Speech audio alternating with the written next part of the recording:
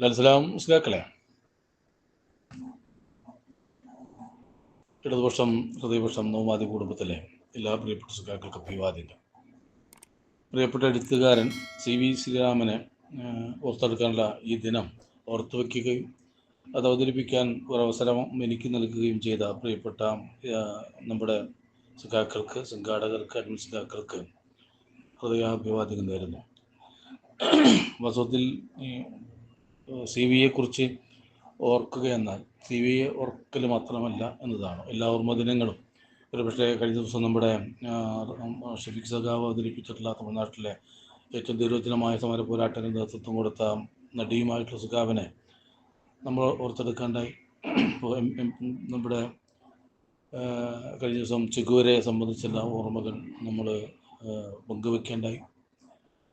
ഒപ്പം തന്നെ നമ്മുടെ പ്രിയപ്പെട്ട നവോത്ഥാന കാല ചരിത്രത്തിനകത്ത് വളരെ നിർണായകമായ ഇടപെട്ടുള്ള സുഖാവിനെ, മർബിയെ നമ്മൾ ഓർത്തെടുക്കേണ്ടായി. ഈ ഓർമ്മകളൊക്കെ നമ്മൾ ഓർത്തെടുക്കുന്നത് പുതിയ കാലത്തെ ഉയർന്നു വരുന്ന പുതിയ കാലത്തെ നോക്കി കാണാനും അത് ആ ചരിത്രത്തിൽ നിന്നും നമ്മുടെ വർത്തമാന കാലത്തെ നോക്കിക്കാണാനും അതിലൂടെ നമ്മുടെ രാഷ്ട്രീയ നിലപാടുകൾ ഉറപ്പിച്ചെടുക്കാനുമാണ് പലപ്പോഴും നമ്മൾ ഓർമ്മ ദിനങ്ങൾ നടക്കുന്നത്. ചിലപ്പോഴൊക്കെ അതൊരു ഓർമ്മിക്കപ്പെടുന്ന മനുഷ്യൻ്റെ ജീവചരിത്രം പരിശോധിക്കപ്പെടൽ മാത്രമായി തീരുന്നുണ്ട് പലപ്പോഴും. അതുകൊണ്ട് അങ്ങനെയല്ല, ഈ എന്താ പറയുക, ആപത്ത് ഘട്ടങ്ങളിൽ എന്താ പറയുക, വിന്യമായുന്ന ഓർമ്മകളെ കയ്യെത്തിപ്പിടിക്കലാണ് അനുസ്മരണങ്ങൾ പലപ്പോഴും നടക്കുക. അതുകൊണ്ട് തന്നെ നമ്മുടെ ഈ പുതിയ കാലത്തെ ജീവിത പരിസരങ്ങളെ, അതിൻ്റെ രാഷ്ട്രീയത്തെ ഒക്കെ നമുക്ക് കൂടി മനസ്സിലാക്കാൻ നമ്മുടെ പൂർവ്വസൂരികളെ നമ്മൾ കണ്ടെടുക്കുകയും അത് വർത്തമാനകാലത്തിൽ വിക്ഷേപിക്കുകയാണ് ഓർമ്മപ്പെടുത്തലുകളുടെ ഒരു ചരിത്രം. CV ശ്രീരാമൻ എന്ന് പറയുന്നത് സാധാരണഗതിയിൽ നമുക്ക് പറയാൻ കഴിയാം, എഴുത്തുകാർക്കിടയിലെ ഒരു കമ്മ്യൂണിസ്റ്റുകാരനും കമ്മ്യൂണിസ്റ്റുകാർക്കിടയിലെ എഴുത്തുകാരനുമാണ്. അത്യന്തികമായി അവസാനവുമായും അദ്ദേഹം കമ്മ്യൂണിസ്റ്റ് ആയിരുന്നു എന്നുള്ളതാണ്. ഒരിക്കൽ ഞങ്ങളുടെ പ്രദേശത്ത് നടന്ന ഒരു തെരഞ്ഞെടുപ്പ് ക്രമവുമായി ബന്ധപ്പെട്ട് CBIയും സുഖാക്കളെയും പോലീസ് ചർച്ച ചെയ്തപ്പോൾ CV എന്ന എഴുത്തുകാരനെ ഞങ്ങൾ വിടാം, പക്ഷേ ഇവരെ വിടാൻ കഴിയുന്നപ്പോൾ ഇവരെ കൂടി വിടാതെ ഞാൻ പുറത്തിറങ്ങില്ലെന്ന് പറഞ്ഞ അതാണ് ആ കമ്മ്യൂണിസ്റ്റ് എന്നുള്ളത്. സാധാരണഗതിയിൽ ഞാനൊക്കെ ആലോചിക്കാറ്, എഴുത്തുകാരൻ തൻ്റെ രാഷ്ട്രീയം വെളിപ്പെടുത്തേണ്ടതുണ്ടോ എന്നത് ഒരു ചോദ്യമാണ്, ഒരു ചർച്ചയാണ് പൊതുമണ്ഡലത്തിനകത്ത്. എഴുത്തുകാരൻ തൻ്റെ രാഷ്ട്രീയം വെളിപ്പെടുത്തേണ്ടത്, ബഹുഭൂരിപക്ഷം വരുന്ന എഴുത്തുകാരും തങ്ങളുടെ രാഷ്ട്രീയം വെളിപ്പെടുത്താറില്ല. അല്ലെങ്കിൽ അവരെഴുത്തുകളിലൊക്കെ തന്നെ ഒരു രാഷ്ട്രീയം നമുക്ക് കാണാൻ വേണ്ടി പറ്റും. പക്ഷേ അവരുടെ പക്ഷം ഏതാണെന്ന് അങ്ങനെ പറയാറില്ല.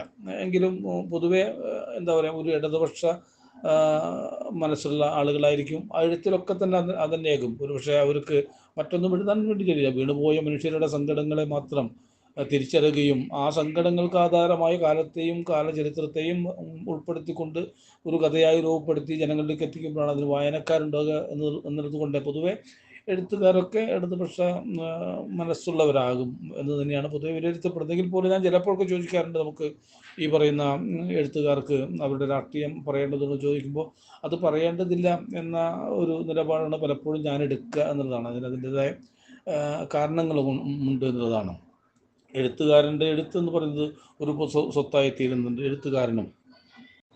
അതുകൊണ്ട് എഴുത്തുകാരൻ്റെ എഴുത്തുകൾ വിന്യസിക്കപ്പെടുന്നത് കേവലം ഈ പറയുന്ന ഇടതുപക്ഷ ബോധത്തിനകത്തോ ഇടതുപക്ഷ മനസ്സുകൾക്കകത്തോ അതല്ല, പൊതുവെ സ്വീകരിക്കപ്പെടുന്നുണ്ട്. ഓരോ എഴുത്തുകളും എല്ലാ എഴുത്തുകളും പൊതുവെ സ്വീകരിക്കപ്പെടുന്നതാണ്, എല്ലാ മനുഷ്യനും വായിക്കുന്നതാണ്. എന്നാൽ അത് എന്താ പറയുക, ഒരു ഇടതുപക്ഷത്തോട് ചേർന്ന് നിൽക്കുന്നവർ മാത്രമല്ല വായിക്കുക എന്നുള്ളതാണ്. അതുകൊണ്ട് എഴുത്തുകാരൻ ചില നിർണായക ഘട്ടങ്ങളിൽ എടുക്കുന്ന തീരുമാനങ്ങൾ ആ പൊതുമണ്ഡലത്തിന് ആകമാനം സ്വീകാര്യമായി തീരുമ്പോൾ അതൊരു ഇടതുപക്ഷത്തിന് പക്ഷം ചേർത്ത് പിടിക്കുന്ന ഒരു കാര്യമായി തീരും എന്നുള്ളതുകൊണ്ടാണ് പലപ്പോഴും എഴുത്തുകാരനെ ഒരു പക്ഷം പിടിച്ചെഴുതേണ്ടതുണ്ടോ എന്ന് ചോദിക്കുമെങ്കിൽ പോലും CV അർത്ഥത്തിൽ നിന്നൊരാളൊന്നുമല്ല, നിഷ്പക്ഷരായി നിൽക്കുകയല്ല എന്നാണ്. നിഷ്പക്ഷരായി നിൽക്കേണ്ട കാര്യം എഴുത്തുകാരനില്ല എന്നാണ് CVയുടെ ഒരു നിലപാടെന്ന് പറയുന്നത്. അതുകൊണ്ട് അദ്ദേഹം നിരന്തരമായിട്ട് തൻ്റെ പക്ഷം വെളിപ്പെടുത്തുകയും അതിലൂടെ എന്താ പറയുക, എഴുത്തും രാഷ്ട്രീയ പ്രവർത്തനവും സംയോജിച്ചു പോയ ഒരാളുടെ പേരാണ് CV എന്ന് പറയുന്നത്. നമുക്കൊക്കെ അറിയാവുന്ന പോലെ നമ്മുടെ സുഗാവ് പറഞ്ഞതുപോലെ 1931 അദ്ദേഹത്തിൻ്റെ ജനനം. ബാല്യം കൊളംബോയിലായിരുന്നു. അതിൻ്റെ അച്ഛൻ്റെ കൂടെ. അച്ഛൻ വേലപ്പൻ എന്നാണ് അദ്ദേഹത്തിൻ്റെ അച്ഛൻ്റെ പേര്. ഇതിലൊരു പ്രത്യേകത, ഈ വേലപ്പൻ എന്ന് പറയുന്ന അദ്ദേഹത്തിൻ്റെ അച്ഛൻ പൊറക്കുളം പഞ്ചായത്തിൻ്റെ വൈസ് പ്രസിഡൻ്റായി പ്രവർത്തിച്ച ഒരാളാണ് പഞ്ചായത്തിനകത്ത്. അത് ഇന്ത്യൻ നാഷണൽ കോൺഗ്രസിൻ്റെ ടിക്കറ്റ് മത്സരിച്ചാണ് അദ്ദേഹം വിജയിച്ച് പൊറക്കുളം പഞ്ചായത്തിൻ്റെ വൈസ് പ്രസിഡൻ്റായിട്ട് 2 വട്ടം തിരഞ്ഞെടുക്കപ്പെട്ട ആളാണ് ഈ വേലപ്പൻ എന്ന് പറയുന്ന അദ്ദേഹത്തിൻ്റെ അച്ഛൻ. എന്നാൽ CV എന്ന് പറയുന്ന സഖാവ് 14 കൊല്ലക്കാലം പൊറക്കുളം പഞ്ചായത്തിൻ്റെ പ്രസിഡൻ്റായിരുന്ന ഒരാളാണ്. അദ്ദേഹം CPM നരട്ടി പ്രസ്ഥാനത്തിൻ്റെ തെരഞ്ഞെടുപ്പ് ചിഹ്നത്തിൽ മത്സരിച്ചാണ് ഈ 14 കൊല്ലം പൊറക്കുളം പഞ്ചായത്തിൻ്റെ പ്രസിഡൻ്റായിരുന്നത്. ഒപ്പം കുന്നംകുളം ഈ പറയുന്ന ബ്ലോക്ക് പഞ്ചായത്ത് പ്രസിഡൻ്റായിട്ടും ഇടത് പാർട്ടി ചിഹ്നത്തിൽ മത്സരിച്ചുകൊണ്ടാണ് അദ്ദേഹം പ്രവർത്തിച്ചത്. അതുകൊണ്ട് പൊതുവെ ആ നാട്ടിലെ ബാലേട്ടൻ എന്ന രീതിയിൽ അറിയപ്പെടുന്ന ഒരാളാണ്. ഒരു എഴുത്തുകാരൻ എന്ന രീതിയിൽ ഇന്ത്യയിലാകമാനം അറിയപ്പെടുന്ന എഴുത്തുകാരൻ, അല്ലെങ്കിൽ ലോകത്തിലേക്ക് അദ്ദേഹത്തിൻ്റെ പുസ്തകങ്ങൾ തർജ്ജമ ചെയ്തിട്ടുണ്ട്. ഒരിക്കൽ അമേരിക്കയിൽ നിന്നുള്ള ഒരു കാര്യം പറഞ്ഞത്, അദ്ദേഹത്തിൻ്റെ പുസ്തകത്തിനകത്ത് കമ്മ്യൂണിസ്റ്റ് എന്നൊരു വാക്കുണ്ട്, അത് തിരുത്തിയാൽ സ്വീകരിക്കാമെന്ന് പറഞ്ഞപ്പോൾ അത് തിരുത്താൻ പറ്റില്ല, നമ്മൾ കാശ് തരേണ്ട കാര്യമില്ല, കാശ് വേണ്ട, അമേരിക്കയിൽ നിന്നുള്ള പണമാണ്, അത് സ്വീകരിക്കാതെ ആ പേര് അതിൽ ഉറപ്പിച്ച് നിർത്തിയ ഒരാളുടെ പേരാണ്. അത് കേവലം ഒരു എന്താ പറയുക, തൻ്റെ തന്നെ ഒരു പ്രകാശനത്തിന് വേണ്ടി മാത്രം പ്രവർത്തിക്കുന്ന ഒരാളല്ല, മറിച്ച് ഒരു വർഗത്തിൻ്റെ പ്രതിനിധിയാണ് താനെന്ന് ഉറക്കെ പറയാൻ ഒരു മടിയില്ലാത്ത മനുഷ്യനാണ്. സാധാരണഗതിയിൽ പാർട്ടി ഏൽപ്പിക്കുന്ന എല്ലാ ചുമതലകളും കൃത്യമായിട്ട് നിർവഹിക്കുന്ന ഒരാളാണ്. ഏത് ജോലി പറഞ്ഞാലും ഏൽക്കും എന്നുള്ളതാണ്. ആ ജോലി ചെയ്യുമ്പോൾ ഉണ്ടാകുന്ന ഒരു പ്രത്യേകത ഞാൻ പലപ്പോഴും കണ്ടിട്ടുള്ളത്, അദ്ദേഹത്തിൻ്റെ പ്രസംഗവേദികൾ പലപ്പോഴും സഖാക്കളാൽ നിറഞ്ഞിരിക്കുന്ന വേദികളാണ്. ആ വേദികളിൽ പലപ്പോഴും ഉണ്ടാകുന്നൊരു പ്രശ്നം, അദ്ദേഹം പ്രസംഗിക്കുമ്പോൾ മൈക്ക് മുന്നിലുണ്ടോ എന്നറിയില്ല. പറയുന്ന വിഷയത്തോട് അത്രമാത്രം ആത്മാർത്ഥമായി ഇടപെട്ടുകൊണ്ട് ആ വിഷയത്തിൽ വല്ലാണ്ട് ചേർന്ന് നിന്നുകൊണ്ട് പ്രസംഗിക്കും. മുന്നിൽ ആളെ ഇരിക്കുന്നുണ്ടോ കേൾക്കുന്നുണ്ടോ എന്നതിനപ്പുറത്തേക്ക് പറയുന്ന വിഷയത്തെക്കുറിച്ചുള്ള, അത് അടിസ്ഥാന വർഗത്തിൻ്റെ രാഷ്ട്രീയമാണ്, ഈ വന്ന കാലത്തെക്കുറിച്ചാണ് പറയുന്നത്. ആ പറച്ചിലുകൾ അദ്ദേഹം പറഞ്ഞുകൊണ്ട് അതിൻ്റെ ഒരു അനുഭൂതി അനുഭവിച്ചുകൊണ്ടാണ് അദ്ദേഹം പറയുന്നത്. അതുകൊണ്ടാണ് മൈക്ക് പോലും സാധാരണഗതി നമ്മളൊക്കെ പറയുന്ന പോലെ മൈക്ക് കണ്ടാൽ ഒരിക്കൽ പോലും വിട്ടുമാറാതെ നിന്ന് പറയുന്ന കൂട്ടരെ നോക്കിയാൽ ഇദ്ദേഹം അങ്ങനെ മൈക്ക് എന്നല്ല, ആ ഒരു ചരിത്രത്തെ അദ്ദേഹം കണ്ടെടുത്തത് ജനങ്ങളോട് പറയുകയാണ്. അത് മൈക്കിലൂടെയാണോ എന്ന് അദ്ദേഹം ഓർക്കാറില്ല, കാരണം ഇത് ജനങ്ങൾ അറിയേണ്ട ഒരു വിഷയമാണ് എന്നതിനപ്പുറത്തേക്ക് ആ ചരിത്രത്തോട് ചേർന്ന് നിൽക്കുന്ന ഒരു സന്ദർഭം പലപ്പോഴും എനിക്ക് അനുഭവപ്പെട്ടിട്ടുണ്ട്. അങ്ങനെ നിരവധിയായിട്ട് സന്ദർഭങ്ങളുണ്ട്. എനിക്ക് അദ്ദേഹവുമായിട്ട് ഒരു 3 കൊല്ലക്കാലം പാർട്ടിയുടെ ലോക്കൽ കമ്മിറ്റിക്കകത്ത് പ്രവർത്തിക്കാൻ കഴിഞ്ഞിട്ടുണ്ട്. ഈ 3 കൊല്ലക്കാലം 1989 മുതൽ 92 വരെയുള്ള ഒരു കാലഘട്ടം ഞാനും അദ്ദേഹവും പിന്നെ ഞങ്ങളുടെ ലോക്കൽ കമ്മിറ്റി സഖാക്കളും ഒക്കെ ചേർന്നാണ് ആ സന്ദർഭത്തിൽ അതൊരു അഭിമാനിക്കാവുന്ന ഒരു കാലമായിരുന്നു അത്. അല്ലെങ്കിൽ ആ കാലം കടന്ന് സിവിക്കൊപ്പം പ്രവർത്തിച്ച ഒരാളെന്ന് പറയുമ്പോൾ അതിനൊരു വലുപ്പമുണ്ട്. അതിനപ്പുറത്തേക്ക് കുറേ കൂടി ഒരു പക്ഷേ ഈ എഴുത്തിലേക്കും പറച്ചിലേക്കൊക്കെ എന്നെ പാകപ്പെടുത്തുന്ന ഒരു കാലം കൂടിയായിരുന്നു ആ വർഷം എന്ന് പറയുന്നത്. ഒരു വലിയ കാലമായിരുന്നു. ഞങ്ങൾ ഒരുപടി സഖാക്കൾ പോകും. നമ്മുടെ TK വാസു, ഇപ്പോഴത്തെ നമ്മുടെ പാർട്ടിയുടെ സെക്രട്ടേറിയറ്റ് മെമ്പറായിട്ടുള്ള TK വാസു, കുന്നോളത്തിൻ്റെ മുനിസിപ്പൽ ചെയർമാനായിരുന്ന ജയപ്രകാശ്, ഒപ്പം തന്നെ KP Preman, PM Soman, Soman secretary, ഈ പറയുന്ന വേലായുധ മാഷ്, VMS എന്നറിയപ്പെടുന്ന വേലായുധേട്ടൻ, കൃഷ്ണകുട്ടിയേട്ടൻ, ഇങ്ങനെ അടങ്ങുന്ന ഒരു സംഘമുണ്ടായിരുന്നു ആ കാലത്ത്. ആ കാലത്തിൻ്റെ രാഷ്ട്രീയം എന്ന് പറയുന്നത് ഇന്നീ കാണുന്ന അത്ര സൗകര്യങ്ങളൊന്നും ഇല്ലാത്തൊരു കാലമാണ്. പൊറക്കുളം പഞ്ചായത്ത് എന്ന് പറയുന്നത് കുന്നും പ്രദേശങ്ങളാണ്, പോർക്കുളം എന്നാണ് പറയാം. അത്തരം ഒരു ഭൂപ്രദേശമാണ്. അതിനകത്ത് പലപ്പോഴും നമുക്ക് സഞ്ചരിക്കാം. നമ്മുടെ പാർട്ടി സഖാക്കളുടെ പാർട്ടി യോഗങ്ങളിലൊക്കെ പോയാൽ പലപ്പോഴും നമുക്ക് തിരിച്ചു വരാൻ പറ്റുന്ന സൗകര്യപ്രദമായ ഇടങ്ങളല്ല, മറിച്ച് അന്ന് ഈ പറയുന്ന വാഹനങ്ങൾ ഉള്ള ആളുകളുമല്ല, മറിച്ച് എങ്ങനെയെങ്കിലും യോഗത്തിലെത്തും, പിന്നെ അവിടെ താമസിക്കും. അങ്ങനെ ഒരു കാലമായിരുന്നു. ആ ഒരു സംഘാടനം എന്ന് പറയുന്നതിനകത്ത് വലിയൊരു സൗഹൃദ വലയം കൂടി ഉണ്ടായിരുന്നു. മിക്കവാറും പാർട്ടി സഖാക്കളുടെ വീട്ടിലായിരിക്കും മീറ്റിംഗ്. ആ വീടും പരിസരവും പിറ്റുന്നതാണ് അവിടുന്ന് മിക്കവാറും പോരുക. അങ്ങനെ ഒരു വലിയ കാലമായിരുന്നു CBI കാലം എന്ന് പറയുന്നത്. പിന്നെ സി ബിയുടെ ഒരു രാഷ്ട്രീയം ഉരുത്തിരിഞ്ഞ് വരുന്നത് 1948-ലാണ്. 1930 ജനിക്കുന്നു. ഒരുപക്ഷെ മൂപ്പരുടെ ജനനവുമായി ബന്ധപ്പെട്ടൊരു കാലചരിത്രം നമുക്കറിയാം. ഇന്ത്യയുടെ സ്വാതന്ത്ര്യ സമര ചരിത്രം ഏറ്റവും കൂടുതൽ വളരെ തീവ്രമായി നിൽക്കുന്നൊരു കാലഘട്ടമാണ്. 1920 കമ്മ്യൂണിസ്റ്റ് പാർട്ടി രൂപീകരിക്കുന്നു. അതിൻ്റെ അനുബന്ധമായിട്ടുള്ള വലിയ വിപുലമായിട്ടുള്ള മേഖലകൾ നമ്മുടെ ഇടങ്ങളിൽ സജീവമായിരിക്കുന്നു. കേവലം ഈ പറയുന്ന 900 വരെയുള്ള ഘട്ടം എന്ന് പറയുന്നത് പലപ്പോഴും ഈ പറയുന്ന ഞായറാഴ്ച കോൺഗ്രസ് പോലെ, അല്ലെങ്കിൽ ഈ ഒരു പിടി ഫ്യൂഡൽ പ്രമാണിമാരുടെ മാത്രം ആത്മരീതി മാത്രമായിരുന്ന ഇന്ത്യൻ സ്വാതന്ത്ര്യ സമരം 1920 കൂടി സജീവമാകുന്നു. അടിസ്ഥാന വർഗ്ഗക്കാരായിട്ടുള്ള ആളുകൾ കൂടി സ്വാതന്ത്ര്യ സമരത്തിലേക്ക് പങ്കെടുക്കുന്നു. ആ പങ്കെടുക്കുന്നതിനകത്ത് വന്നിട്ടുള്ള ചില വിഷയങ്ങളുണ്ട്. അത് കുറേ ആഴത്തിൽ പരിശോധിക്കുന്ന വിഷയമാണ്. എങ്കിൽ പോലും ആ സമരത്തിൻ്റെ അകത്ത് അടിസ്ഥാന വർഗ്ഗക്കാരായിട്ടായിരുന്നു. ഗാന്ധിയോടൊപ്പം ചേർന്ന് നിൽക്കുന്നു. കമ്മ്യൂണിസ്റ്റ് പാർട്ടി ഉണ്ടാകുന്നു. അതിൻ്റെ വിഭജന സംഘടനകളുണ്ട്. അങ്ങനെ ഏറ്റവും തീക്ഷ്ണമായ ഒരു സാമൂഹ്യ ജീവിതത്തിനകത്താണ് സി ബി ജനിക്കുന്നത്. അതിൻ്റെ ഒരു ഒരു ഒരു എന്താ പറയുക, ഒരു വലിപ്പം അതിനകത്തുണ്ട്. പൊതുവെ അങ്ങനെ എല്ലാവർക്കും ഉണ്ടാകണമെന്നില്ല. എങ്കിൽ പോലും ആ ഒരു പശ്ചാത്തലമാണ് കൗമാരം, യൗവനം എന്ന ഘട്ടം വരുന്നത്. 1948 ഞങ്ങളുടെ സ്കൂൾ താരപ്പൻ മെമ്മോറിയൽ സ്കൂൾ പെരുമ്പിലാവ് എന്ന് പറയും. അവിടെയൊക്കെയാണ് ഞങ്ങൾ പഠിച്ചത്. മൂപ്പരും പഠിച്ചത് അവിടെയാണ്. അവിടെ പൊതുവേ ഈ കോൺഗ്രസ്സുകാർക്ക് എന്താ പറയുക, കോൺഗ്രസ് അനുകൂലമായി നിൽക്കുന്നൊരു സ്കൂളാണ്. ഒരു മാനേജ്മെൻറ്റ് സ്കൂളാണ്. അതിനകത്ത് വരുന്ന അധ്യാപകരൊക്കെ തന്നെ മിക്കവാറും കോൺഗ്രസിൻ്റെ ഒരു കുടുംബ പശ്ചാത്തലമുള്ള ആളുകളാണ് പലപ്പോഴും നമ്മുടെ സ്കൂളിൽ വരിക. അതുകൊണ്ട് തന്നെ അവർ പകർന്നു കൊടുക്കുന്ന ഈ വിദ്യക്കകത്തും ഇതിൻ്റെ അംശങ്ങളുണ്ടാകും. അങ്ങനെ ഉള്ളൊരു പശ്ചാത്തലത്തിലാണ് ഉള്ളത്. അതുകൊണ്ട് ആ സ്കൂളിനകത്ത് 1948 നമ്മുടെ പ്രഥമ സ്വാതന്ത്ര്യ ദിനം ആഘോഷിക്കുകയാണ്. 1947 നമ്മുടെ പ്രഥമ സ്വാതന്ത്ര്യ ദിനം ആഘോഷിക്കുന്ന അന്ന് പൊതുവെ കോൺഗ്രസ് അനുകൂല പശ്ചാത്തലമുള്ള സ്കൂളാണെന്നുകൊണ്ട് അവിടുത്തെ കോൺഗ്രസുമായി ബന്ധപ്പെട്ട വിദ്യാർത്ഥികൾക്കാണ് അതിനകത്ത് ഈ വിദ്യാർത്ഥികളെ അഭിസംബോധന ചെയ്യാനുള്ള ഒരു അവസരം കൊടുത്തത്. മറ്റുള്ളവരെ പങ്കെടുപ്പിക്കരുത്, അവർ ക്വിറ്റ് ഇന്ത്യ സമരത്തെ ഒറ്റുകൊടുത്തവരാണ് എന്ന് തന്നെയാണ് പച്ചയ്ക്ക് ആ സ്കൂളിനകത്ത് പറഞ്ഞു വരച്ചത്. ക്വിറ്റ് ഇന്ത്യ സമരത്തിൽ നമ്മളെ ഒറ്റുകൊടുത്തവരാണ് കമ്മ്യൂണിസ്റ്റുകാരായിട്ടുള്ള ആളുകൾ. അവരെ അനുകൂലിക്കുന്ന ആളുകളെ നമ്മുടെ വേദിയിലേക്ക് അടുപ്പിക്കരുത് തീരുമാനം അവരെടുക്കുന്നു. അതുകൊണ്ട് അന്ന് ഉണ്ടായിരുന്ന ഇടതുപക്ഷ അനുകൂല വിദ്യാർത്ഥി പ്രസ്ഥാനം അതിനകത്ത് ആലോചിച്ചത് ഈ പരിപാടി അവസാനിക്കുന്നതോടുകൂടി ആ വേദിയിലേക്ക് പെട്ടെന്ന് ചാടിക്കയറി വിദ്യാർത്ഥികളെ അഭിസംബോധന ചെയ്യുമെന്ന ഒരു എന്താ പറയുക, ആ കാലഘട്ടത്തിൻ്റെ തീവ്രത ആ വാക്കുകളിലും ആ തീരുമാനത്തിലും ഉണ്ടായിരുന്നു. സ്റ്റുഡൻറ് ഫെഡറേഷൻ എന്നാണ് എൻ്റെ ഇടതുപക്ഷ വിദ്യാർത്ഥി സംഘടനയുടെ പേര് എന്നാണ് ഞാൻ ഓർക്കുന്നത്.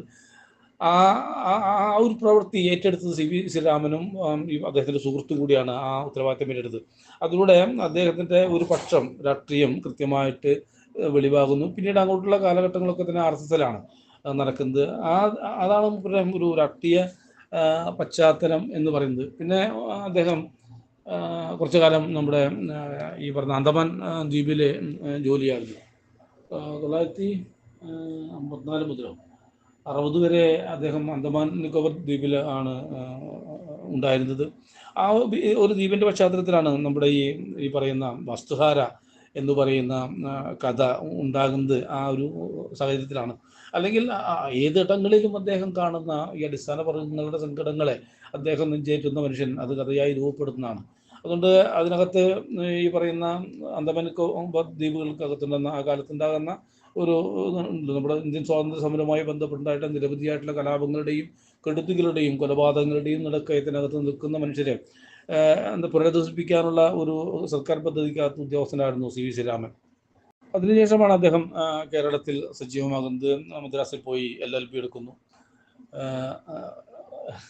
ആ ഒരു വർഷം ഒന്ന് ആലോചിക്കണം.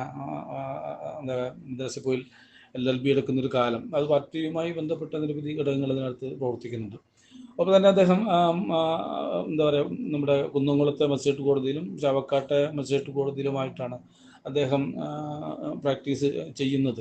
അതാണ് 1960 എന്ന് പറയുന്നത് ഒരു പ്രത്യേക സാഹചര്യമാണ്. 1957 EMS ഗവൺമെൻറ് വരുന്നു. അതുകൊണ്ട് വന്നിട്ടുള്ള പുതിയ നിയമപരിഷ്കാരങ്ങളുമായി ബന്ധപ്പെട്ടുണ്ടാകുന്ന വ്യവഹാരങ്ങൾക്കകത്ത് വരുന്നവർ ബഹുഭൂരിപക്ഷവും അടിസ്ഥാന വർഗത്തിൽപ്പെട്ട മനുഷ്യരാണ്. അതുകൊണ്ട് തന്നെ അവരെ സംബന്ധിച്ചിടത്തോളം എന്താ പറയുക, അക്ഷരാഭ്യാസം തൊട്ടില്ലാത്തവർ, ഇതിനെക്കുറിച്ച് അറിയില്ലാത്ത ആളുകൾ, ജന്മികുടിയാൻ ബന്ധങ്ങളിൽ വന്ന മാറ്റങ്ങൾക്കകത്ത് അവർക്ക് പതിച്ചു കിട്ടാനുള്ള എന്താ പറയുക അവരുടെ ഭൂമിയും അവരുടെ വീടും എന്ന ഇതിനകത്ത് അതെങ്ങനെയൊക്കെ വകതിരിച്ച് കിട്ടണം, അല്ലെങ്കിൽ അതെങ്ങനെ കൊടുക്കാതിരിക്കാൻ പറ്റുന്ന ആലോചിക്കുന്ന ജന്മി വർഗത്തിൻ്റെ ഇടയിൽ പലപ്പോഴും ഇദ്ദേഹത്തിൻ്റെ സഹായം വളരെ വിലപ്പെട്ടതായിരുന്നു ആ കാലഘട്ടങ്ങളിൽ.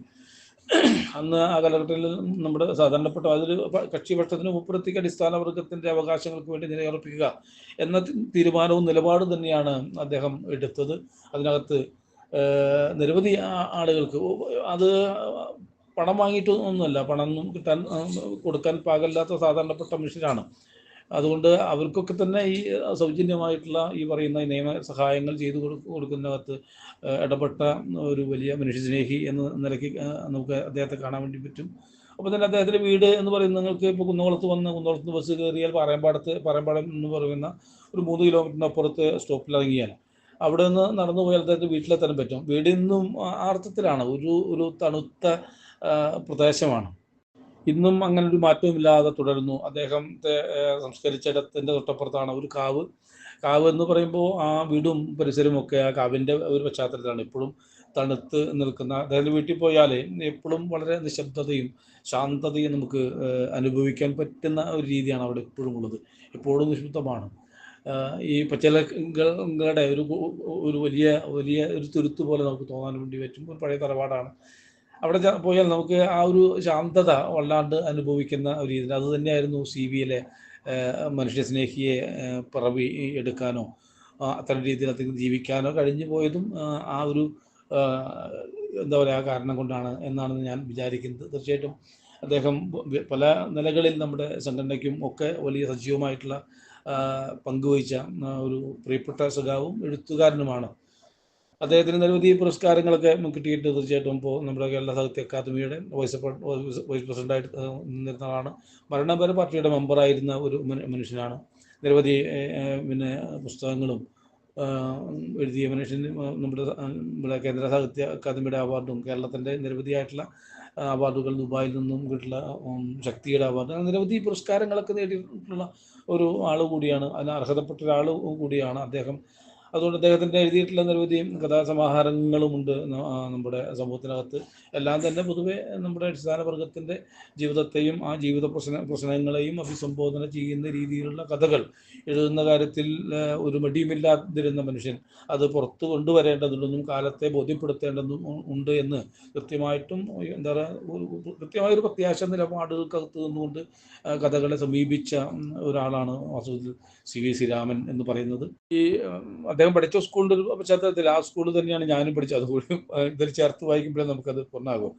ജോസഫ് ചാലിശ്ശേരി എന്ന് പറയുന്ന ഒരു കോൺഗ്രസ് നേതാവിനെ പലരും കേരളത്തിലൊക്കെ അങ്ങോട്ടും അറിയുന്ന ഒരാളാണ്. അല്ലെങ്കിൽ നമ്മുടെ തൃശ്ശൂർ ജില്ലയിലൊക്കെ അറിയപ്പെടുന്ന കോൺഗ്രസിൻ്റെ നേതാവാണ് അദ്ദേഹം.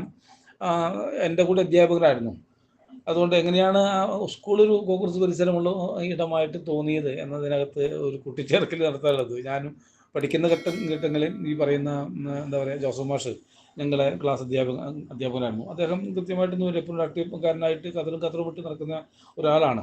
അതുകൊണ്ട് ഞങ്ങളോട് അദ്ദേഹം ഒരിക്കൽ പറയണ്ടായി, ഈ പറയുന്ന എന്താണ് പിൻബെഞ്ചുകാരെ നോക്കി പറയുന്നതാണ്, നിങ്ങളൊന്നും ക്ലാസ്സിലേക്ക് വരേണ്ട ഒരു കാര്യമില്ല. നിങ്ങൾ വല്ല കലപ്പിയോ കൈക്കോട്ടോ എടുത്ത് ഇറങ്ങിയാൽ ഒരു മുൻപരിചയം കുറേ കൂടി അധികമാകും. അല്ലാതെ നിങ്ങൾ ഇവിടെ ഇരുന്നിട്ട് ഒരു കാര്യമില്ല എന്ന് ഒരു മടിയുമില്ലാതെ പറഞ്ഞ ഒരു അധ്യാപകൻ. അതൊരു കോൺഗ്രസിൻ്റെ സംസ്കാരത്തിനകത്തുനിന്നും വരുന്നതാണെന്ന് തന്നെയാണ് ഞാൻ പറയുക. സാധാരണഗതിയിൽ പിൻബെഞ്ചിലിരിക്കുന്ന മനുഷ്യരെ മുൻബെഞ്ചിലേക്ക് കൊണ്ടുവരാനുള്ള ശ്രമം നടത്തലാണ് ഒരു ഗുരുനാഥൻ്റെ ഉത്തരവാദിത്തം. അല്ലാതെ പഠിച്ചിരിക്കുന്ന മനുഷ്യരെ വീണ്ടും പഠിപ്പിക്കൽ മാത്രമല്ലല്ലോ. എന്തുകൊണ്ട് പഠനത്തിന് പറ്റാതെയാകുന്നു എന്നതിൻ്റെ ഒരു കാര്യം അന്വേഷിച്ച് അവരെ മുൻബെഞ്ചുകളിലേക്ക് കൊണ്ടുവരിക എന്നൊരു ഉത്തരവാദിത്വം ഏതൊരു അധ്യാപകനുള്ളതാണ്. പക്ഷെ അദ്ദേഹം പറഞ്ഞത് ഇങ്ങനെയാണ്, സാധാരണഗതിയിൽ പറയും പിൻബെഞ്ചുകാരെങ്ങനെയാണ് ഉണ്ടാകുന്നത് എന്നത് ആലോചിച്ചാൽ അതിന് രാഷ്ട്രീയവും സാമൂഹികവും സാമ്പത്തികവുമായിട്ടുള്ള നിരവധി ഘടകങ്ങൾ അടങ്ങിയതാണ്. ഒരു സാമൂഹ്യ ജീവിതത്തിൻ്റെ മറ്റൊരു പരിച്ഛേദമാണ് പിൻബെഞ്ചുകാരെന്നുള്ളത്. പക്ഷേ ഒരു അധ്യാപകൻ എന്ന നിലയ്ക്ക് അദ്ദേഹത്തിന് മനസ്സിലായില്ല. അത് കേരളത്തിലെ എല്ലാ കോൺഗ്രസ് നേതാക്കന്മാരെ പരിശോധിച്ചാലും സാമൂഹ്യ ജീവിതങ്ങളെ പഠിക്കാനുള്ള ഒരു പാഠപുസ്തകവും നമുക്ക് അവരിൽ നിന്ന് പഠിക്കാൻ വേണ്ടി പറ്റില്ല കോൺഗ്രസ്സുകാരെ നേതാക്കന്മാരിൽ നിന്നാണ്. അതിനെക്കുറിച്ച് ഞാൻ ചിലപ്പോഴൊക്കെ ആലോചിക്കാറ്. പിന്നെ അദ്ദേഹത്തിൻ്റെ കഥകൾ എഴുതിയ കഥകളെ കുറിച്ചുള്ള എൻ്റെ ഒരു കാഴ്ചപ്പാട് ഇപ്പോൾ ഈ പറയുന്ന ഞാൻ വായിച്ച കഥകൾ ഇപ്പോൾ വസ്തുധാര, ഈ പറയുന്ന എന്താ പറയുക തീർത്ഥക്കാവടി, ഉർലോസ്, പിന്നെ എന്താ പറയുക ചക്രവർത്തിനി, ഇങ്ങനെ നിറയെ വായിച്ചില്ലെങ്കിലും അപൂർവ കഥകൾ വായിക്കാൻ പറ്റും. സാധാരണഗതി അദ്ദേഹത്തിൻ്റെ ഒരു കഥാലോകം എന്ന് പറയുന്നത് ഈ അടിസ്ഥാനപരമായും അദ്ദേഹം അങ്ങനെ കയ്യൊപ്പ് ചാർത്താൻ ശ്രമിക്കുന്നത് എവിടെയാണോ വീണുപോയ മനുഷ്യൻ അതിനെ ഒരു അടിസ്ഥാന വർഗം എന്നതിനപ്പുറത്തേക്ക് എല്ലായിടങ്ങളിലും അദ്ദേഹം ഇതിനെക്കുറിച്ച് അന്വേഷിക്കുന്നുണ്ട്, അതിനെക്കുറിച്ച് ആലോചിക്കുന്നുണ്ട്. പല കഥാപാത്രങ്ങളും കുറിച്ച് പറയുന്നത് വരലക്ഷ്മി, നമ്മുടെ തീർത്ഥക്കാവിലെ വരലക്ഷ്മി എന്ന് പറയുന്ന ഒരു കഥാപാത്രത്തിലേക്ക് നോക്കിയാൽ നമുക്ക് ചിലപ്പോഴൊക്കെ നമ്മുടെ സാമൂഹ്യ ജീവിതങ്ങളിൽ എങ്ങനെയാണ് ജാതികൾ ജീവിക്കുന്നത് എന്ന് എന്താ പറയുക മനസ്സിലാക്കാൻ പറ്റും. ഒരു വ്യക്തി ചെയ്യുന്ന കുറ്റം എങ്ങനെയാണ് സമൂഹത്തിന് ആകപ്പാടെ കുറ്റമായി തീരുന്നത് എന്നത് നമുക്ക് കൃത്യമായിട്ടും അതിലേക്ക് നോക്കിയാൽ കാണാൻ വേണ്ടി പറ്റും. രണ്ട് മനുഷ്യരെ ശരീരം പങ്കിടുന്നു, ഉപാധികളില്ലാതെ ശരീരം പങ്കിടുന്നവരായിട്ട് ആണ് തീർത്ഥക്കാവടിയിലെ രണ്ട് കഥാപാത്രങ്ങൾ. പിൽക്കാലങ്ങളിൽ അവർ കാവടിയുമായിട്ട് ഈ എന്താ പറയുക ക്ഷേത്രങ്ങളിലേക്ക് പോകുമ്പോൾ ക്ഷേത്രത്തിലെ കാവടിക്കാരെ പരിശോധിക്കുന്ന അതിൻ്റെ തലവൻ മൂപ്പൻ വിളിച്ച് അവരോട് പറയുന്നുണ്ട്, നിങ്ങളിലെ ഒരു പെണ്ണ് എന്താ പറയുക ഈ കാവടി എടുക്കാൻ യോഗ്യതയില്ലാത്തവളാണ്. അവള് ഈ പറയുന്ന അതിനെന്തൊരു ഇത് പറയും. അതുകൊണ്ട് അവള് ചെയ്ത കുറ്റം എന്ന് പറയുന്നത് ഭർത്താവ് ഉപേക്ഷിക്കപ്പെട്ട ഒരു സ്ത്രീയാണ്. അതിൽ പറയുന്നത് നിങ്ങളിലെ ഒരുവൾ വ്രതം തെറ്റിച്ചിരിക്കുന്നു, അതാണ് അതിൻ്റെ നിങ്ങളിലെ ഒരുവൾ വ്രതം തെറ്റിച്ചിരിക്കുന്നു. പുരുഷൻ വിട്ടിട്ട് പോയ ഒരു പെണ്ണ് ഇന്നലെ അവൾ ഇനിയൊരുത്തൻ്റെ വീട്ടിൽ പോയി നേരം പുലരുവോളം അവൻ്റെ കൂടെ കിടന്നു. അവളെ തൊട്ടു തീണ്ടിയതുകൊണ്ട് നിങ്ങളെല്ലാവരും അശുദ്ധരാക്കപ്പെട്ടിരിക്കുന്നു. ഞാൻ പറഞ്ഞത് എങ്ങനെയാണ് ഒരു ജാതി സമൂഹത്തിൽ ജീവിക്കുന്നത്, ജാതി സമൂഹം ജീവിക്കേണ്ടത് എങ്ങനെയാണെന്ന് കൃത്യമായിട്ടും അതിനകത്ത് രേഖപ്പെടുത്തുന്നുണ്ട്. ഒരു ജാതിയിൽ ജീവിക്കുന്ന ഏതെങ്കിലും ഒരാൾ ചെയ്യുന്ന തെറ്റുകളെ ഒരു സമൂഹത്തിൻ്റെ ആകമാനം തെറ്റായി കാണുകയും അങ്ങനെ ചിലപ്പോഴൊക്കെ തെറ്റ് ചെയ്യാത്തവരായി ജീവിക്കണമെന്നാണ്. തെറ്റെന്ന് പറയുന്നത് സമൂഹത്തിനകത്തുള്ള അവകാശങ്ങൾക്ക് മുകളിൽ നടക്കുന്ന എന്താ പറയുക ഈ കടന്നാക്രമണം എന്ന് പറയാം. ഇവർ ചെയ്യുന്ന തെറ്റുകളെ കുറിച്ച് പറയുന്ന വർത്തമാനങ്ങൾക്കകത്ത് വാസ്തവത്തിൽ അതൊരു കുറ്റമായിട്ടോ തെറ്റായിട്ടൊന്നും കാണാൻ കഴിയില്ല. ശരീരം തമ്മിലുള്ള ശരീരത്തിൻ്റെ ആവശ്യങ്ങളാണ്. വാസ്തവത്തിൽ നമ്മുടെ പുതിയ കാലത്തിനകത്ത് കേൾക്കുന്ന ഈ പറയുന്ന ഈ എന്താ പറയുക സ്ത്രീപീഡനം, ഈ പറയുന്ന അതിക്രമം, ശാരീരിക അതിക്രമം എന്നൊക്കെ പറയുന്നതിനകത്തുണ്ടാകുന്നൊരു വിശേഷം ഞാൻ വിചാരിക്കുന്നത് സ്വാഭാവികമായിട്ടുള്ള മനുഷ്യൻ്റെ രതിയുന്മാദങ്ങളെ ഒരു കുലഗോത്ര ജീവിതങ്ങൾക്കകത്ത് കടന്നു വരുമ്പോൾ അതിനെ പരിമിതപ്പെടുത്തി നിങ്ങൾക്ക് കൽപ്പിച്ചത് ഇത്ര എന്ന് കണക്കാക്കി കൊടുക്കലും ആ കൊടുക്കലിലൂടെ പരിമിതപ്പെട്ടു പോകുന്ന അവൻ്റെ ലൈംഗിക ത്വരകളെ തടഞ്ഞു നിർത്തുന്നതിലൂടെ അത് നടത്തുന്ന അതിക്രമമാണ് പലപ്പോഴും ഈ പീഡനമായിട്ടോ അല്ലെങ്കിൽ ലൈംഗിക അതിക്രമമായിട്ടോ നടക്കുന്നത്. ആണിനും പെണ്ണിലും അതുണ്ടാകാം. എന്നാൽ പെണ്ണിനകത്ത് അതിന് നിരവധി നിബന്ധനകൾ കാരണം അത് മറികടക്കാനാവില്ലെങ്കിലും തളച്ചിടപ്പെട്ട തങ്ങളുടെ ലൈംഗിക ആവശ്യങ്ങളെ അവര് എന്താ പറയുക അതിനുവേണ്ടി നടത്തുന്ന ശ്രമങ്ങളാണ് പലപ്പോഴും അതിക്രമമായിട്ടൊക്കെ വരുന്നത്. അതുകൊണ്ട് ഇതിനകത്തും പറയുന്നത് രണ്ടുപേർ ഒരുമിച്ച് ഭർത്താവ് ഉപേക്ഷിക്കപ്പെട്ടതാണ്. ഒരു ദിവസം ജോലി വിൽക്കാൻ പോയ ഭർത്താവ് എന്താ പറയുക തിരിച്ച് വരാതിരിക്കുന്നു, പിന്നെ ഒറ്റയ്ക്കാവുന്നു. പിന്നീടുള്ള ഘട്ടങ്ങളിൽ ഇങ്ങനെ ഈ യുവാവുമായിട്ട് പരിചയപ്പെടുന്നു, അവിടെ എന്താ പറയുക വേലക്കാരി ചെല്ലുന്നു, അവരുമായിട്ടുള്ള ഇതാണ് ഈ വിഷയത്തെ ഞാൻ പറഞ്ഞത്. ഒരു ജാതി സമൂഹം ജീവിക്കേണ്ട നിബന്ധനകൾ ആ ജാതി സമൂഹം പാലിക്കുന്നുണ്ടോ എന്ന് പരിശോധിക്കുന്ന ആ ജാതി സമൂഹമല്ല മറ്റൊരു ജാതി സമൂഹമാണ്. അല്ലെങ്കിൽ ശ്രേണീകൃതമായ ജാതി വ്യവസ്ഥ എങ്ങനെയാണ് നമ്മുടെ സമൂഹത്തിനകത്ത് ജീവിക്കുകയും പ്രവർത്തിക്കുകയും ചെയ്യുന്നതെന്ന് കൃത്യമായിട്ടും നമുക്ക് മനസ്സിലാക്കാൻ വേണ്ടി പറ്റും. ഇത് അതിനകത്ത് എഴുതിയെന്നല്ല, ആ കഥയിലൂടെ നമുക്ക് ഇങ്ങനെ സഞ്ചരിച്ചാൽ അതിൽ നിന്ന് നമ്മൾ വായിച്ചെടുക്കുന്ന കാര്യമാണ്. സാധാരണഗതിയിൽ ഏതൊരു പുസ്തകം വായിക്കുന്നതിൻ്റെ ഒരു പ്രത്യേകത ആ വായനയിൽ മാത്രം നിൽക്കില്ല, വായനയിൽ നിന്ന് പുറത്ത് കിടക്കുന്ന ഇടയ്ക്ക് നമ്മുടെ സമൂഹത്തിൻ്റെ ജീവിതത്തിൻ്റെ നാനാതുറകളിലുള്ള ജീവിത സാഹചര്യങ്ങൾ കൂടി നമുക്ക് മനസ്സിലാക്കും. ഇപ്പോൾ വസ്തുകാരൻ എന്ന പറയുന്ന കഥ സിനിമയാക്കിയിട്ടുണ്ട്. പലർക്കും അത് കുറേ കൂടി അനുഭവവേദ്യമായി തീരാൻ കഴിഞ്ഞിട്ടുണ്ടാകാം. എങ്കിൽ പോലും സിനിമയുടെ ഒരു പ്രത്യേകത ഞാൻ വിചാരിക്കുന്നത് അതിൻ്റെ ഒരു എൻഡാണ്, ഒരു വായനയുടെ അവസാനമായി തീരുന്നു. ഏത് പുസ്തകം കഥയും സിനിമയായി തീരുന്നതോടെ ആ സിനിമയാണ് ആ കഥയുടെ അവസാനം. സാധാരണഗതിയിൽ അങ്ങനെയല്ല. പൊതുവെ നമ്മുടെ കഥകളൊക്കെ വായിച്ചാൽ ആ കഥയിൽ നിൽക്കില്ല. കഥയിൽ നോക്കി നമ്മൾ ഇങ്ങനെ പുറത്ത് കിടക്കും, പല നിലകളിൽ ആലോചിക്കും. ഇപ്പോൾ നമ്മുടെ എം ടിയുടെ രണ്ടാം പടം വായിക്കുമ്പോൾ ആ രണ്ടാം പടത്തിലുണ്ടാകുന്ന ഭീമൻ്റെ സഹായാവസ്ഥകളാണ് അതിൽ പൂർണ്ണമായിട്ടും എം ടി ചിത്രീകരിക്കുന്നത്.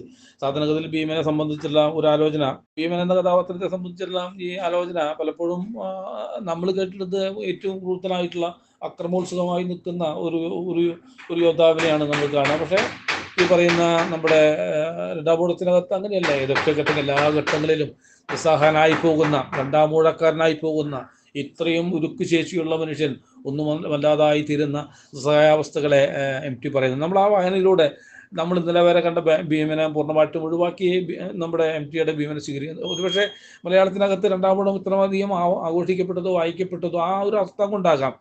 കാലകാലങ്ങളായിട്ട് ഇപ്പോൾ ശിവജി സാവന്തിൻ്റെ കർണൻ വായിക്കുമ്പോൾ നമ്മൾ ഭീമനെ ഏറ്റവും കൂടുതൽ വെറുക്കപ്പെടുന്നതാണ്. ആ ഒരു വായനയാണ് പൊതുവെ നമ്മൾ ഇത്തരം കഥകളിൽ കേൾക്കുക. പക്ഷേ രണ്ടാമൂഴത്തിൽ വരുമ്പോൾ നമുക്ക് ഭീമൻ്റെ കൂടെ തന്നെ സഞ്ചരിക്കാനും ആ നിസ്സഹായാവസ്ഥയ്ക്കകത്ത് ചേർന്ന് നിൽക്കാനും, ഞാൻ പറഞ്ഞത് വായനയുടെ ഒരു സവിശേഷത അതാണ്. പല സിനിമകളും നമുക്കിപ്പോൾ ഈ പഴശ്ശിരാജയുടെ സിനിമ ഇറങ്ങിയപ്പോൾ ഇന്നലെ വരെ പഴശ്ശി നടത്തിയിട്ടുള്ള ധീരോജ്വലമായ പോരാട്ടങ്ങളുടെ, യുദ്ധങ്ങളുടെ ഒരു ചരിത്രം നമ്മുടെ ഒരു സങ്കല്പത്തിലുണ്ട്. ഇമേജിനകത്ത് അതിങ്ങനെ പല നിലകളിൽ പല ആളുകളുടെ ഇമേജുകളിലും വ്യത്യസ്തമായിട്ടാണ് വരിക.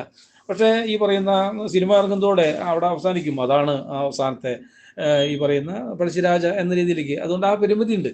അതുകൊണ്ട് ഞാൻ പറഞ്ഞു വന്നത് ഈ പറയുന്ന തീർത്ഥക്കാവടി എന്ന കഥയ്ക്കകത്ത് നമ്മളത് അർത്ഥത്തിൽ വായിച്ചാൽ മനസ്സിലാകില്ല. പക്ഷെ ആ വായനയിലൂടെ നമ്മൾ സമൂഹത്തിലേക്ക് സഞ്ചരിക്കുമ്പോൾ എന്തായിരുന്നു ഭൂതകാലത്തിനകത്ത് നിലനിന്നിരുന്ന വിഷയങ്ങൾ എന്നതിനെ സംബന്ധിച്ച് വളരെ കൃത്യമായിട്ടും നമുക്കൊരു ചിത്രം കിട്ടും. അങ്ങനെ അദ്ദേഹത്തിൻ്റെ കഥകളിലൊക്കെ തന്നെ അർത്ഥത്തിലാണ് ഈ പറയുന്ന എന്താ പറയുക, ഈ വേറൊരു കഥ ഉണ്ട്. ആ കഥയുടെ പേര് ചക്രവർത്തിനി എന്ന് പറയുന്ന കഥയുണ്ട്. ആ കഥയ്ക്കകത്തും ഈ അർത്ഥത്തിലാണ് നമുക്ക് കാണാൻ വേണ്ടി കഴിയുക.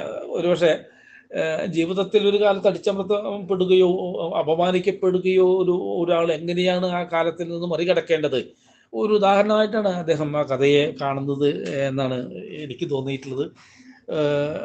അതായത് വളരെ സൗന്ദര്യം ഇല്ലാത്ത, വിരൂപി എന്ന് വിചാരിക്കപ്പെടുന്ന രീതിയിൽ കാണുന്ന ഒരാളായിരുന്നു ശാരദ എന്ന് പറയുന്നത്. അവർ ഒരുമിച്ച് മൃണാലിയും ശാരദയും ഒരുമിച്ചൊരു കോളേജിലാണ്. ആ കോളേജിൽ ഏറ്റവും കാണാൻ ചന്തമില്ലാത്തതെന്ന് പറയാം. ഞാൻ പറയുന്നത് വൈരൂപ്യം എന്ന് പറയുന്നത് നമ്മുടെ ഓരോ മനുഷ്യ ജീവിതത്തിനകത്തും വരുന്നതാണ്. അതിനെ ഒരു സമൂഹം നോക്കിക്കാണുന്ന, വൈകൃതമായ രീതിയിൽ നോക്കിക്കാണുന്ന മനുഷ്യൻ്റെ മാനസിക വൈകൃതങ്ങളായിട്ടാണ് പലപ്പോഴും നമ്മൾക്ക് തോന്നേണ്ടത്. ആ ക്ലാസ്സിനകത്ത് ഒരു കുട്ടിയോട് ശാരദയ്ക്കൊരു ഇഷ്ടം തോന്നുന്നു. അവരുടെ സൗന്ദര്യത്തിനപ്പുറത്തേക്ക് പ്രണയം എന്ന് പറയുന്ന വികാരത്തെ പ്രകാശിപ്പിക്കാൻ അവർ ഈ പറയുന്ന ഒരു കടലാസിൽ എഴുതി കൊടുക്കുന്നു. ഒരു റോസപ്പൂവോടുകൂടി അദ്ദേഹത്തിന് എഴുതി കൊടുക്കുന്നു. അദ്ദേഹത്തിനെ നിരസിക്കാം, ഉപേക്ഷിക്കാം, വേണ്ടെന്ന് വയ്ക്കാം, ഒക്കെ ചെയ്യാം. എന്നാൽ ഇവരെ ഈ പ്രണയ അഭ്യർത്ഥിച്ച പെൺകുട്ടിയോട് അദ്ദേഹം കാണിച്ച ഒരു ക്രൂരത, ആ ക്ലാസ്സിനകത്ത് എല്ലാ വിദ്യാർത്ഥികളും നിറഞ്ഞിരിക്കുമ്പോൾ ഒരു പെൺകുട്ടി ഒരു പ്രണയാഭ്യർത്ഥന തന്നിരിക്കുന്നു, അത് ഞാൻ വായിക്കാതെ ആ ക്ലാസ്സിനകത്ത് ഉറക്കെ വായിക്കുകയാണ്. അത്രമാത്രം അപമാനിക്കപ്പെടുന്ന സന്ദർഭം ആർക്കാനുണ്ടാകുക.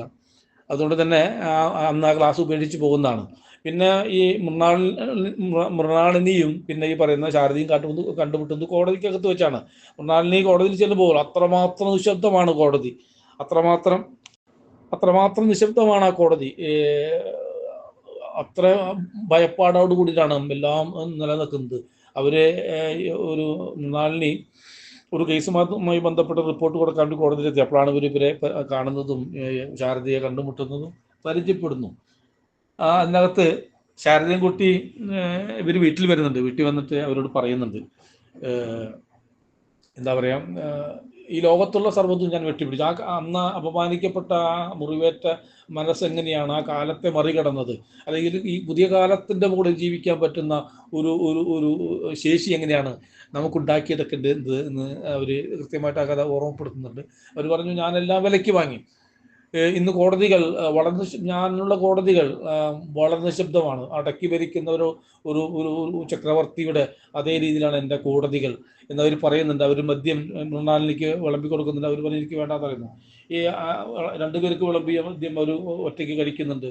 അവർ പറയുന്നുണ്ട്, ഞാൻ ഈ കാണുന്നതല്ല എൻ്റെ ഭർത്താവിനെ, എൻ്റെ അമ്മായിയമ്മയെ, ഇതൊക്കെ ഞാൻ വിലയ്ക്ക് വാങ്ങിയെന്ന് എന്നുള്ള അവരുടെ ഒരു വീരസ്യം പറച്ചിലുണ്ട്. ആ വീരസ്യം പറച്ചിലിന് അപ്പുറത്തേക്ക് അതിന് പിറകിൽ എങ്ങനെയാണ് ഈ അപമാനത്തെ, തങ്ങളെ തന്നെ ഇല്ലാതെയാക്കിയ ഒരു സമൂഹത്തിൽ നിന്നും എങ്ങനെയാണ് അതിന് മുറിച്ചു കിടക്കുക എന്ന സന്ദേശമുണ്ട്. അങ്ങനെ നിരവധി കഥകളുണ്ട്. ഇപ്പം വസ്തുകാരിൽ തന്നെ കഥ വായിക്കുമ്പോൾ കേൾക്കുന്നൊരു വർത്തമാനം, ആദ്യമായി കാണുന്ന ഒരാളാണ് ഈ ഉദ്യോഗസ്ഥൻ.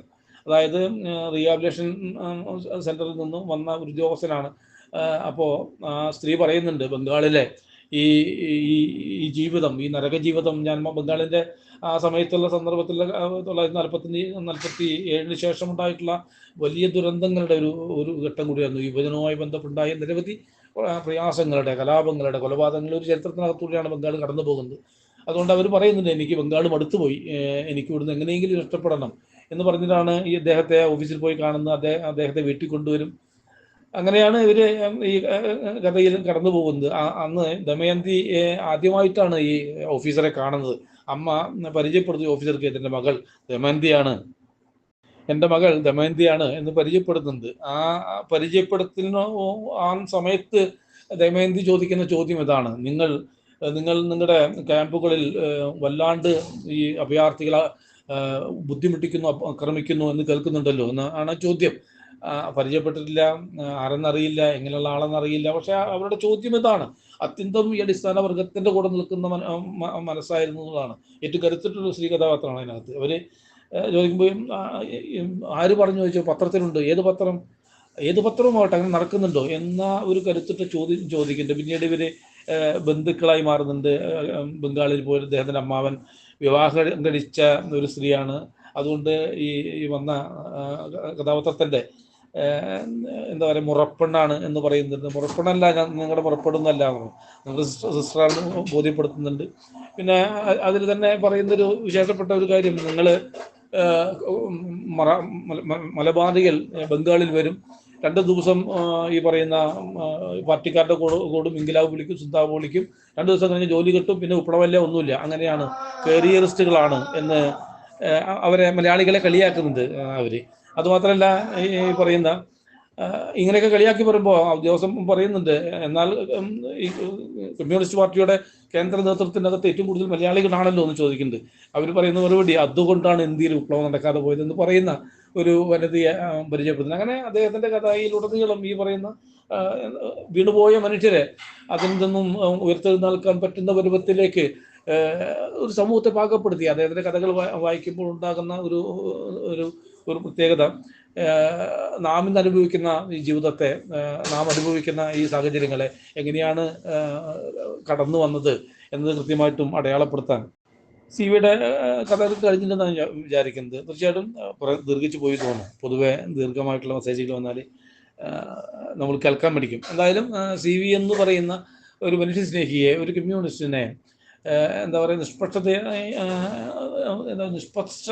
നിഷ്പക്ഷതയല്ല ആവശ്യം, അല്ലെങ്കിൽ നിഷ്പക്ഷതയുടെ നിശബ്ദതയല്ല ആവശ്യം, മറിച്ച് നിലപാടുകളുടെ എന്താ പറയുക സമരമാണ് എന്ന് ഒരു കാലത്തെ ഓർമ്മപ്പെടുത്താൻ കമ്മ്യൂണിസ്റ്റായ എഴുത്തുകാരനാണ് CV എന്നുള്ളത്.